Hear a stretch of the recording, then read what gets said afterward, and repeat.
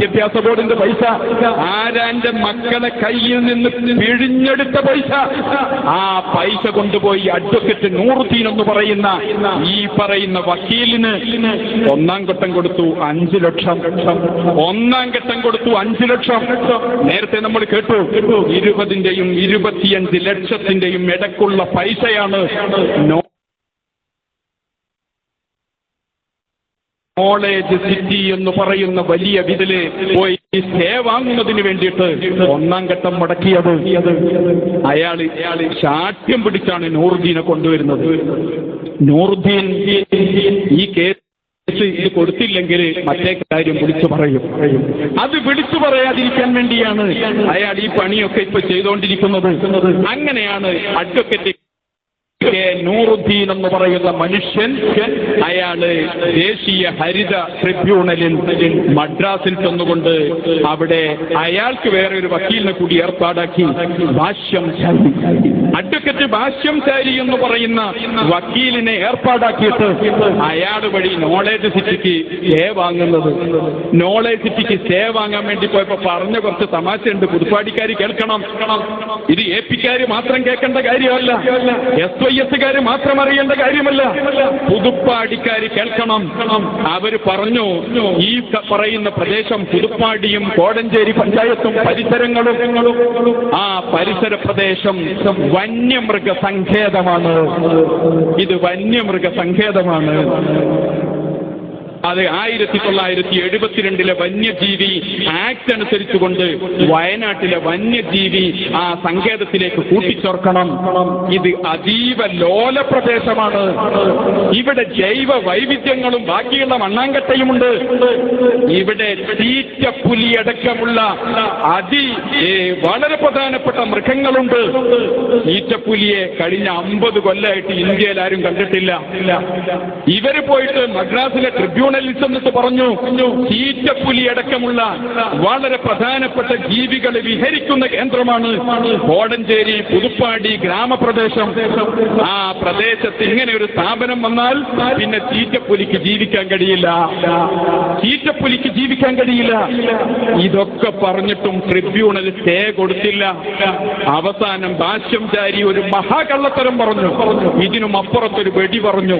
അയാൾ പറഞ്ഞു, നിങ്ങൾ ഈ കേസ് ഈ ഒരു സ്ഥാപനത്തിന് സ്റ്റേ കൊടുക്കുന്നില്ലെങ്കിൽ 1000കണക്കിന് വർഷം പഴക്കമുള്ള മരങ്ങൾ പിഴുതുമാറ്റിയിട്ട് ഭൂമി കിളച്ചു മറിച്ചുകൊണ്ടിരിക്കുകയാണ്. നോളേജ് സിറ്റി വരുന്ന സ്ഥലത്ത് 1000കണക്കിന് വർഷം പഴക്കമുള്ള മരങ്ങളുണ്ടത്രേ. ആ മരങ്ങൾ AP ഉസ്താദ് മുറിച്ചു മാറ്റിയിട്ട് ഭൂമിയാകെ ഇങ്ങനെ പിടിച്ചിട്ട് കിളച്ചു മറിച്ചുകൊണ്ടിരിക്കുകയാണ്. നാടില്ലാതെ പോകും, നാടില്ലാതെ പോകും. പക്ഷിമഘട്ടത്തിലെ വനം നശിപ്പിച്ചുകൊണ്ടിരിക്കുകയാണ്. അതുകൊണ്ട് സ്റ്റേ വേണമെന്ന് പറഞ്ഞപ്പോൾ ആ സ്റ്റേ അന്ന് അവിടെ അനുവദിച്ചു കൊടുക്കുകയാണ്, താൽക്കാലിക സ്റ്റേ കൊടുക്കുകയാണ്. ആ കാര്യങ്ങളാണ് ഇയാൾ അവിടെ വെച്ചുകൊണ്ട് പറയുന്നത്. ഞാൻ ദീർഘിപ്പിച്ചു പറയുന്നില്ല. ഈ കാണുന്ന രൂപത്തിൽ മഹാകള്ളത്തരം.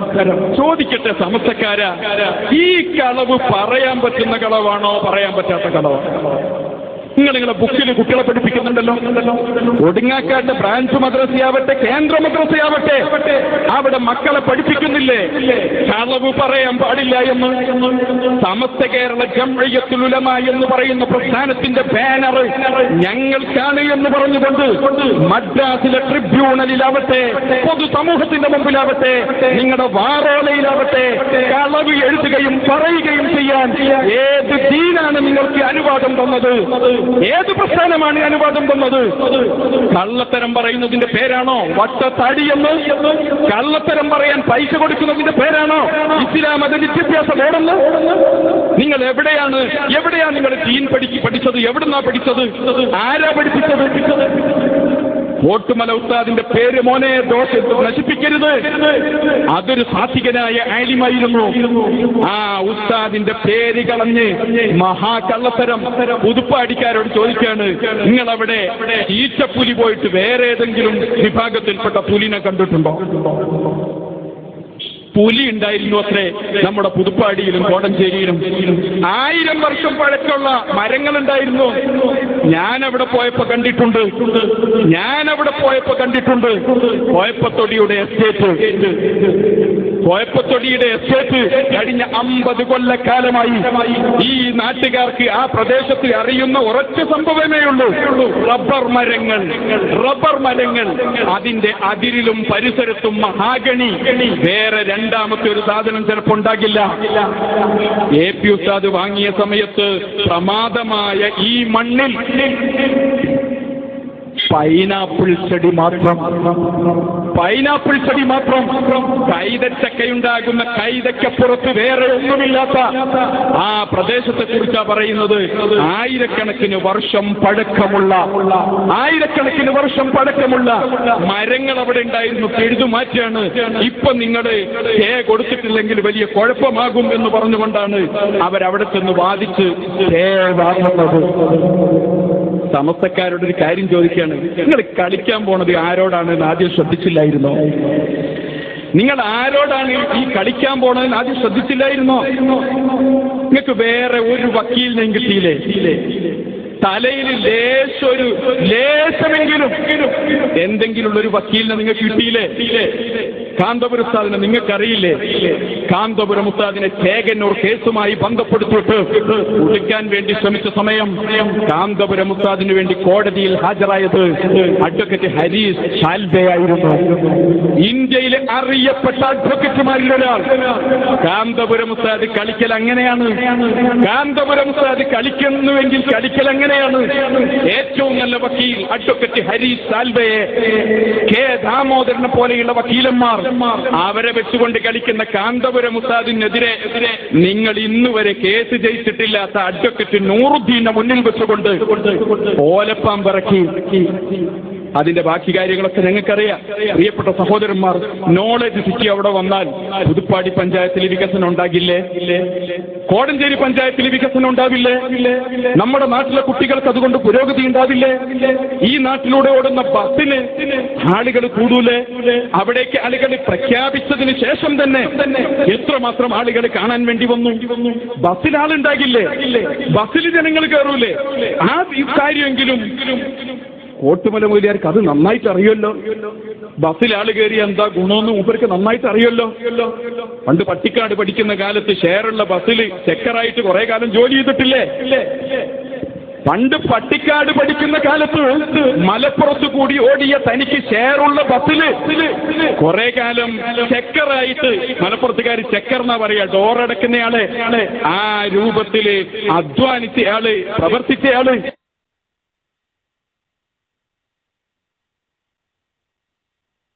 ബസ്സിലാണത്. നിങ്ങൾക്ക് സമസ്തയുമായിട്ട് എന്ത് ബന്ധമാണുള്ളത്? സമസ്ത പറഞ്ഞത് വിദ്യാഭ്യാസ സ്ഥാപനം ഉണ്ടാക്കാൻ. ഈ ചങ്ങാതിമാർ വിദ്യാഭ്യാസ സ്ഥാപനത്തിനെതിരെ പോവുക. 4 കക്ഷികളാണ്, 4 ആളുകളാ ഇതിലെ പ്രധാനികൾ. ഒന്ന് ഞാൻ ഈ പറയുന്ന വെളുത്ത താടിയുള്ള മനുഷ്യൻ. രണ്ടാമത്തെ വേറെ ഒരാളുണ്ട്, താടിയിൽ മൊയിലാഞ്ചിയിട്ട് അങ്ങനെ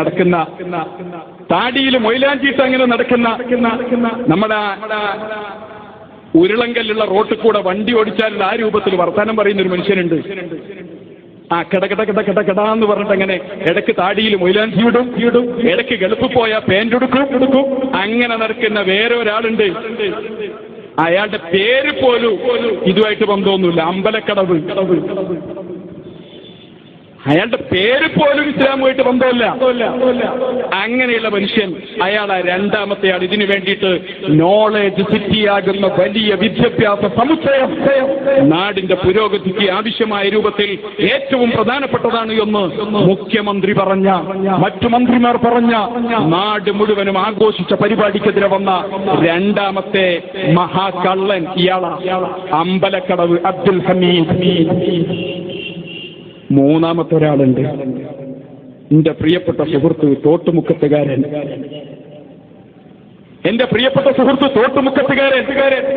ആ തോട്ടുമുക്കത്തുകാരനാണ് നൂറുദ്ദീൻ വക്കീലിന് സെക്യൂരിറ്റി സ്റ്റാഫിനെ വെച്ചുകൊടുത്തത്. പിന്നെ ചേകനൂരിനെ തട്ടിയ പോലെ നിങ്ങളെ തട്ടാൻ സാധ്യതയുണ്ട് എന്ന് പറഞ്ഞിട്ട് അയാൾക്ക് എന്ത് ചെയ്തു, വക്കീലിനെ വെച്ചു കൊടുത്തു. നൂറുദ്ദീൻ മുസ്ലിയാരോട് പറയട്ടെ, ചേകനൂരിനെ തട്ടിയതുപോലെ തട്ടും എന്ന് അവര് പറഞ്ഞെങ്കിലും ലക്ഷ്യം അതല്ല. നിങ്ങളെ വിശ്വാസമില്ലാത്തത് കൊണ്ടാ സമസ്തക്കാര് കൂടെ ഒരു സെക്യൂരിറ്റി സ്റ്റാഫിനെ വെച്ചത്. നിങ്ങൾ എങ്ങോട്ടാ പോണത്? നിങ്ങൾ എന്താ പറയുന്നത്? നിങ്ങൾ AP ഉസ്താദിന്റെ അടുത്ത് വന്ന് വേറെ കാശ് വാങ്ങുമോ? കേസ് തോൽക്കാൻ വേറെ വല്ലതും പണി ചെയ്യുമോ? നിങ്ങളെ വിശ്വാസമില്ലാത്തതിന്റെ പേരിൽ 5 ലക്ഷം രൂപയും സെക്യൂരിറ്റി സ്റ്റാഫിനെയും വെച്ചുകൊടുത്ത് വെച്ചുകൊടുക്കാൻ വേണ്ടിയിട്ട് ഉപദേശം നൽകിയ മനുഷ്യനാണ് തോട്ടുമുക്കത്തുകാരൻ. തോട്ടുമുക്കത്തുകാരൻ ഇസ്മായിൽ. 4ാമത്തെ ഒരാളുണ്ട്, അയാൾ ഓമശ്ശേരിക്കാരൻ വാദ്യാർ, മുണ്ടുപാറക്കാരൻ. മുണ്ടുപാറക്കാരനാണ് ചെന്നൈയിൽ പോകുന്നയാൾ. അയാളാണ് കോഴിക്കോട്ടെ ഓഫീസിലും വടകര വീട്ടിലുമൊക്കെ ചെന്ന്, പയ്യോളിയിലെ വീട്ടിലുമൊക്കെ ചെന്ന് കാര്യങ്ങൾക്ക് വേണ്ട രൂപത്തിൽ വിഷയങ്ങൾ ചെയ്യുന്നതും പത്രത്തിൽ എഴുതേണ്ട റിപ്പോർട്ട് തയ്യാറാക്കി കൊടുക്കാൻ അതിന്റെ സ്ക്രിപ്റ്റ് തയ്യാറാക്കുന്നതും ഈ മുണ്ടുപാറക്കാരനാണ്. ഇവരടങ്ങുന്ന കറക്കു കമ്പനിയാണ് സമസ്തക്കാര്. സമസ്തക്കാരാ നോളജ് സിറ്റിക്കെതിരെ നടക്കുന്നത്. ചോദിക്കട്ടെ, ഇത് സമസ്തന്റെ പാരമ്പര്യ? വിദ്യാഭ്യാസ സ്ഥാപനങ്ങൾക്കെതിരെ ഈ കാണുന്ന രൂപത്തിൽ അള്ളാഹ് സഹായിച്ച് ഇവര് 17 എതിർകക്ഷികൾക്കെതിരെയാണ് കേസ് കൊടുത്തത്. 17ൽ 11 ഗവൺമെന്റുമായി ബന്ധപ്പെട്ടതാണ്. 17ൽ 11 ഗവൺമെന്റുമായി ബന്ധപ്പെട്ടതാ. 17ൽ 11 ഗവൺമെന്റുമായി ബന്ധപ്പെട്ടതായതുകൊണ്ട് ഞങ്ങളെ പണി വളരെ എളുപ്പമായി. 12ാമത്തെയാള് AP ഉസ്താദ്, 13ാമത്തെയാള് കാലിക്കറ്റ് ലാൻഡ്മാർക്ക്, ശേഷം 4 ലാൻഡ് ഓണേഴ്സും. ഈ 17 ആളുകൾക്കെതിരെ കേസ് കൊടുത്തു. കേസ് കൊടുത്തതിന്റെ തക്ക ശിക്ഷ ഇനി വരാനിരിക്കുന്നു. കണ്ണിയത്ത് ഉസ്താദിന്റെ പഴയ പ്രാർത്ഥന, ആ ദുആഉണ്ട് മുഖം കെടാൻ. ആ ദുആഇന്റെ ശരിയായ മറ്റൊരു രൂപം മദ്രാസിൽ നിന്ന് വരും ദിവസങ്ങളിൽ നമ്മൾ കേൾക്കും. അല്ലാഹു തൗഫീഖ് ചെയ്യുമാറാവട്ടെ. തീർച്ച കേൾക്കും. അവിടെ വെച്ചുകൊണ്ട് പ്രഗൽഭനായ ഉമ്മൻ വി ഉമ്മൻ ഒന്ന് ചോദിച്ചൊരു ചോദ്യമുണ്ട്. എന്താ ഉമ്മൻ വി ഉമ്മൻ ചോദിച്ചതെന്നറിയുമോ? അദ്ദേഹം ചോദിച്ചു, ഈ പറയുന്ന ആളുകളോട് ഉമ്മൻ വി ഉമ്മൻ ചോദിച്ചൊരു ചോദ്യമുണ്ട്. അദ്ദേഹം പറഞ്ഞൊരു കാര്യമുണ്ട്. അദ്ദേഹം പറഞ്ഞു, ഈ പറയുന്നത് ഇവരുടെ വാദം സാമാന്യ ബുദ്ധിക്ക് നിരക്കുന്നതല്ല.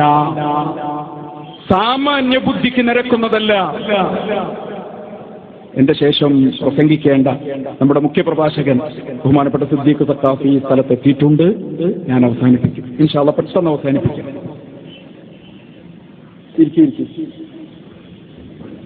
ഉമ്മൻ വി ഉമ്മനെ നമുക്കറിയാം. കസ്തൂരി രംഗൻ ഗാഡ്ഗിൽ റിപ്പോർട്ടുകൾ മലമ്പ്രദേശത്തെ ജനങ്ങൾക്ക് പ്രയാസകരമായി മാറിയ സമയം നാട്ടിന്റെ അവസ്ഥ പഠിക്കാൻ വേണ്ടി കേരള സർക്കാർ നിയോഗിച്ച പ്രഗത്ഭനായ പണ്ഡിതനാണ് ഉമ്മൻ വി ഉമ്മൻ. അദ്ദേഹം നാട്ടിൽ വന്നു. കാടേതെന്ന് തിരിച്ചു, നാടേതെന്ന് തിരിച്ചു, ലോല പ്രദേശമേതെന്ന് കണ്ടു, അതിലോല പ്രദേശമേതെന്ന് കണ്ടു.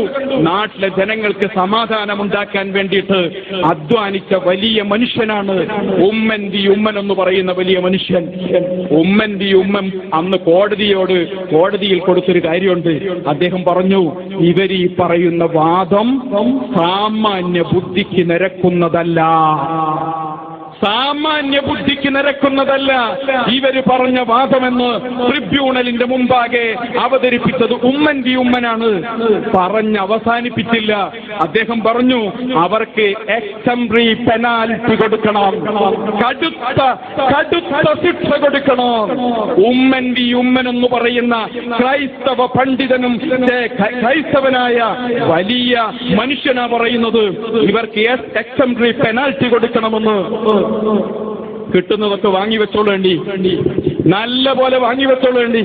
ഞങ്ങൾ ദ്വാരുന്ന് തരുന്നുണ്ട് എല്ലാം. ഞങ്ങൾ കണ്ണിയത്ത് ഉസ്താദ് പണ്ട് ദ്വാ ചെയ്ത വകയില് എന്തായാലും നിങ്ങൾക്ക് കിട്ടും. അദ്ദേഹമാണ് ചെയർമാൻ ബയോഡൈവേഴ്സിറ്റി ബോർഡിന്റെ.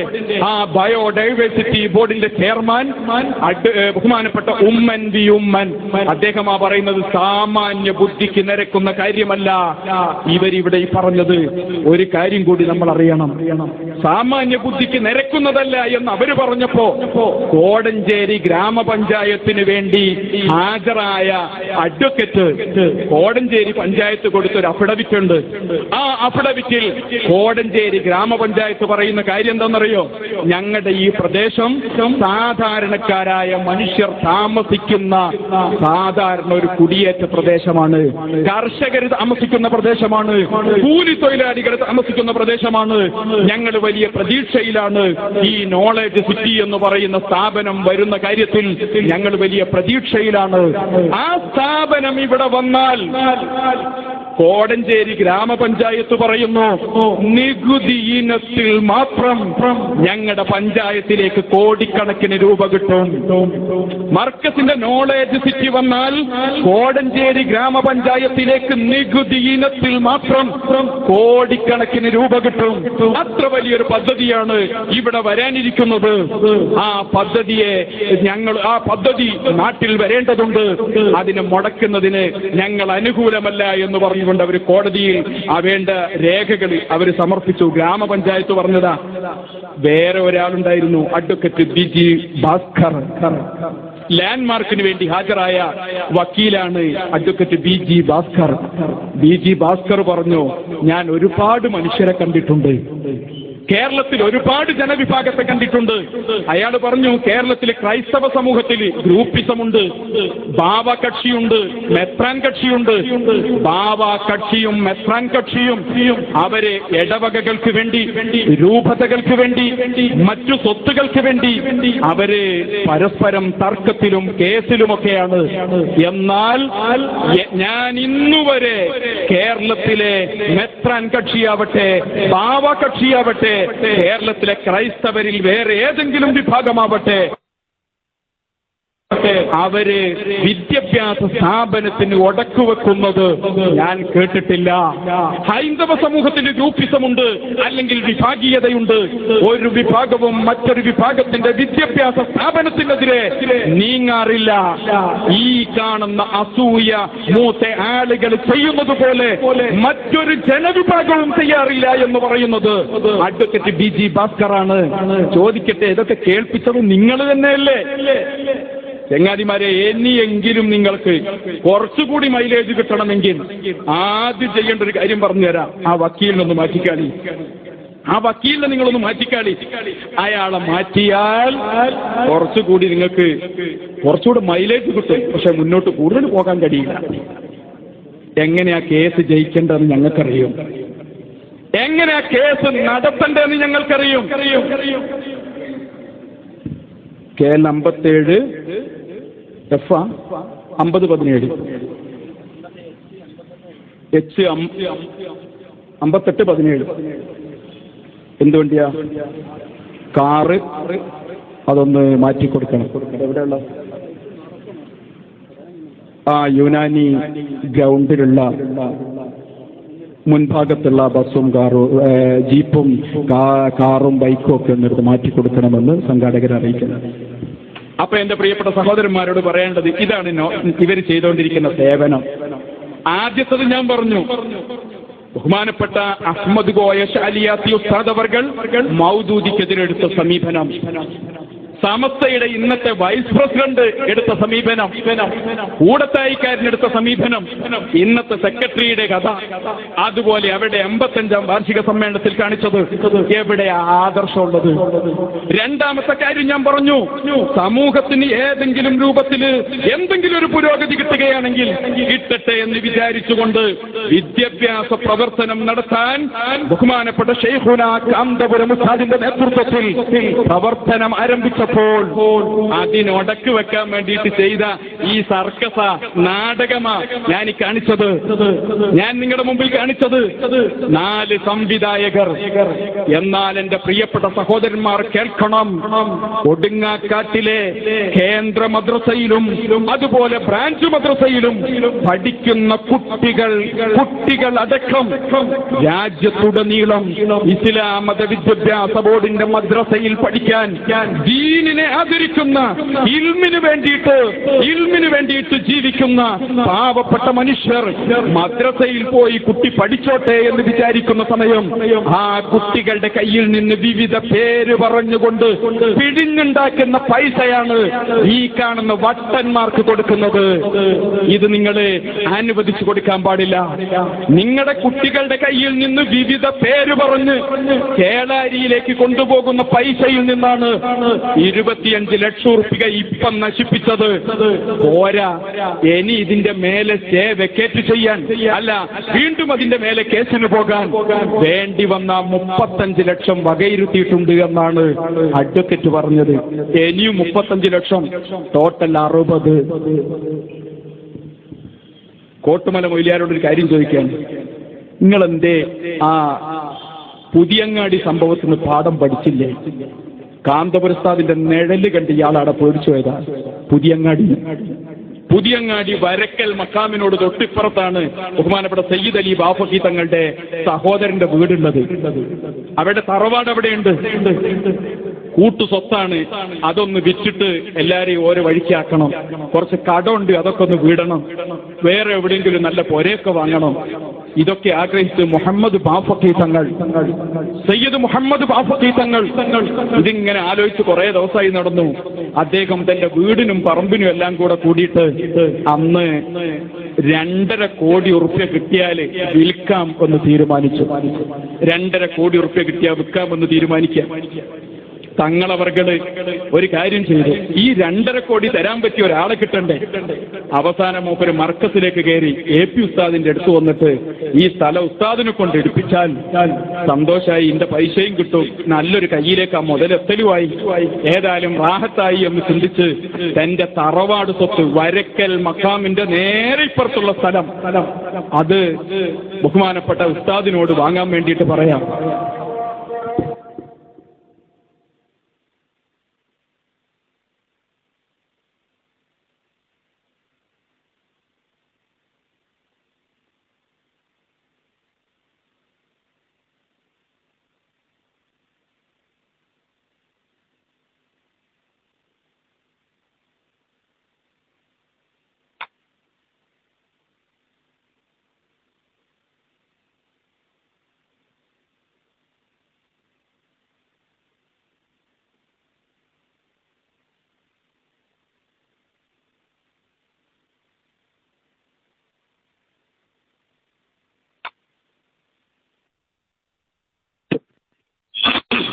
അസ്സലാമു അലൈക്കും വറഹ്മത്തുള്ളാഹി വബറകാതുഹു. ശബ്ദം കേൾക്കാമോ സുഹൃത്തുക്കളെ? മാഷാ അല്ലാഹ്, അൽഹംദുലില്ലാഹ്, സുമ്മ അൽഹംദുലില്ലാഹ്. വളരെ നല്ല പ്രൗഢമായ ഒരു പ്രഭാഷണം.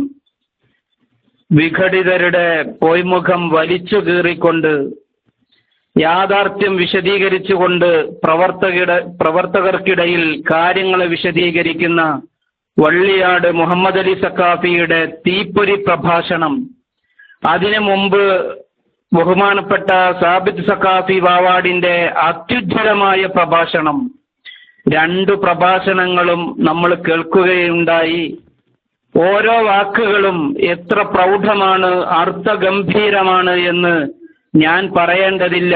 മനസ്സിലാക്കിയ ആളുകളാണ് എൻ്റെ മുമ്പിലുള്ളത്. ഇൻഷാ അല്ലാഹ് ലൈവ് കഴിഞ്ഞിട്ട് നമുക്ക് കാര്യങ്ങൾ വിശദീകരിക്കാം. ലൈവിന് വേണ്ടി മൈക്ക് കൊടുക്കുന്നു. അസ്സലാമു അലൈക്കും.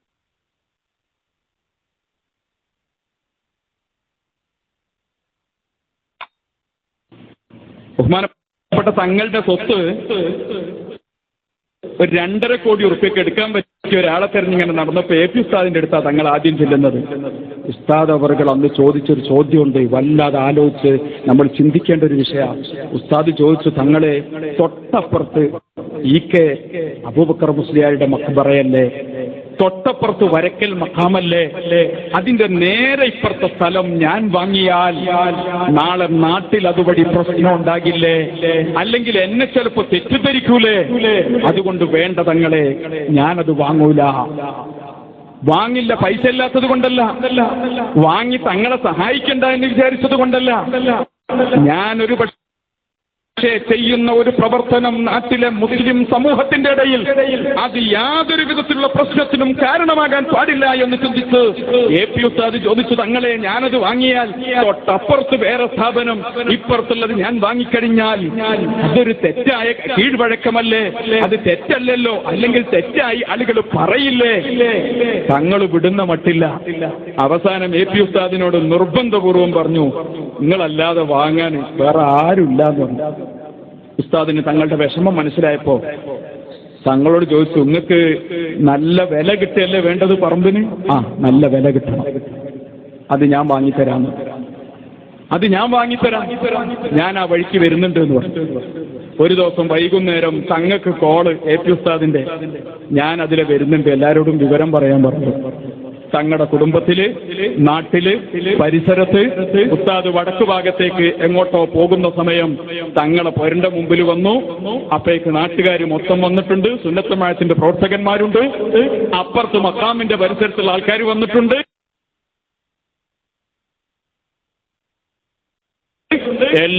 അല്ലെങ്കിൽ വെള്ളം കുടിച്ച് ദുആ ചെയ്ത് പുറത്തേക്കിറങ്ങി പറമ്പിന്റെ 4 അതിരും ഒന്ന് നോക്കി, എല്ലാ ഭാഗവും ഒന്ന് നോക്കി, മുറ്റത്തിറങ്ങി റോട്ടിലിറങ്ങി ഒന്ന് നോക്കി, ഒന്നും പറഞ്ഞില്ല. ഉസ്താദ് വണ്ടി കയറി നേരെ അങ്ങോട്ട് പോയി. അന്ന് രാത്രി അത് വരുന്നു, കോട്ടുമല ബാപ്പു മുസ്ലിയാരുടെ പ്രതിനിധി തങ്ങളുടെ അടുത്തേക്ക് കോട്ടുമല ബാപ്പു മുസ്ലിയാരുടെ പ്രതിനിധി വന്നിട്ട് ചോദിച്ചു, AP എന്തിനാ ഇന്ന് വന്നത്? തങ്ങൾ പറഞ്ഞു, എന്റെ പറമ്പ് വിൽക്കാൻ വെച്ചിട്ടുണ്ട്, അത് നോക്കാൻ വന്നതാ. കൊടുക്കാൻ ഉറപ്പിച്ചോ, കരാറായോ എന്ന് വെച്ചു. ഇല്ല, കരാറായിട്ടില്ല. വന്നു നോക്കി, സംസാരിച്ചു, പോയിട്ടുണ്ട് എന്ന് പറഞ്ഞു. മൂപ്പർക്ക് നിങ്ങൾ കൊടുക്കുവോ? അല്ല, വേറെ ആർക്കെങ്കിലും വേറെ മറ്റുള്ളവർക്കും കൊടുക്കുമോന്ന് വെച്ചു. തങ്ങൾ പറഞ്ഞു, ആര് പൈസ തന്നാലും ഞാൻ കൊടുക്കും, എനിക്ക് അങ്ങനെ എന്നാക്ക് കൊടുക്കണമെന്ന് കണ്ടീഷനൊന്നുമില്ല, ആർക്കാണെങ്കിലും ഞാൻ കൊടുക്കാം. എന്ത് വിലയാ നിങ്ങൾ ചോദിക്കുന്നത് എന്ന് ചോദിച്ചപ്പോൾ ബഹുമാനപ്പെട്ട സയ്യിദ് മുഹമ്മദ് ബാഫഖി തങ്ങൾക്ക് അപ്പ തൊള്ളേൽ വന്ന സംഖ്യ 5.5 കോടി എന്നാണ്. 2.5 കോടി കിട്ടിയാൽ എങ്ങനെയെങ്കിലും തലേന്ന് ഒഴിവാക്കാമെന്ന് വിചാരിച്ച പറമ്പിന് തങ്ങളുടെ നാവിൽ നിന്ന് അള്ളാഹ് അപ്പൊ പറയിപ്പിച്ചത് 5.5 കോടി എന്നാണ്. 5.5 കോടി കിട്ടിയാൽ തരാം, 5.5 കോടിയാണ് AP പറയുന്നത്, കാണുന്നത് എന്നാണ്. പിറ്റേന്ന് രാവിലെ അല്ലെങ്കിൽ അന്നു തന്നെ സ്ഥലത്തിന് ടോക്കൺ മണി കൊടുക്കുന്നു, എഗ്രിമെന്റ് എഴുതുന്നു. 20 ദിവസത്തിനുള്ളിൽ സ്ഥലം രജിസ്റ്റർ ചെയ്യുന്നു. തങ്ങളുടെ കയ്യിൽ കോടിക്കണക്കിന് ഉറുപ്പ്യ വരികയാണ്. പറമ്പ് 3 എണ്ണം വാങ്ങി, പൊര 3 എണ്ണം ഉണ്ടാക്കി, പെങ്ങന്മാർക്കുണ്ടാക്കി, തങ്ങക്കുണ്ടാക്കി, അങ്ങനെ 3 പൊര, 3 പ്ലോട്ട് വാങ്ങി, കടമൊക്കെ വീടി, കുറച്ച് പൈസ നല്ലൊരു സംരംഭത്തിൽ ഡെപ്പോസിറ്റ് ചെയ്തു. എന്നിട്ടും പൈസ തീരാതെ വന്നപ്പോ 2014 സയ്യിദ് മുഹമ്മദ് ബാഫഖി തങ്ങൾ കുടുംബസമേതം 2 തവണ ഉംറക്ക് പോയി. എന്നിട്ടും പൈസ തീരുന്നില്ല. 2 തവണ ഉംറക്ക് പോയി, എന്നിട്ടും തീരുന്നില്ല. കോട്ടുമല മുസ്ലിയാർ AP ഉസ്താദിന്റെ നെഴല് കണ്ടപ്പോ പേടിച്ചു പോയിട്ട് സമസ്ത കേരള ഇസ്ലാം മത വിദ്യാഭ്യാസ ബോർഡിന്റെ ഫണ്ടിൽ നിന്ന് 3 കോടിയാണ് ചരട് കെട്ടാൻ ചെലവാക്കിയതെങ്കിൽ ചോദിക്കട്ടെ സഹോദര, പാവപ്പെട്ട കുട്ടികളെ പിടിഞ്ഞുണ്ടാക്കുന്ന പൈസയല്ല ഇത്. ഇപ്പൊ വീണ്ടും കൊടുക്കുകയാണ്. 25 കൊടുത്തു, ഇനി 35 കൂടി ബാക്കി വെച്ചിട്ടുണ്ട്, ഇനി കൊടുക്കാൻ മാറ്റി വെച്ചിട്ടുണ്ട്. അതിന്റെ പുറമെ ഇപ്പൊ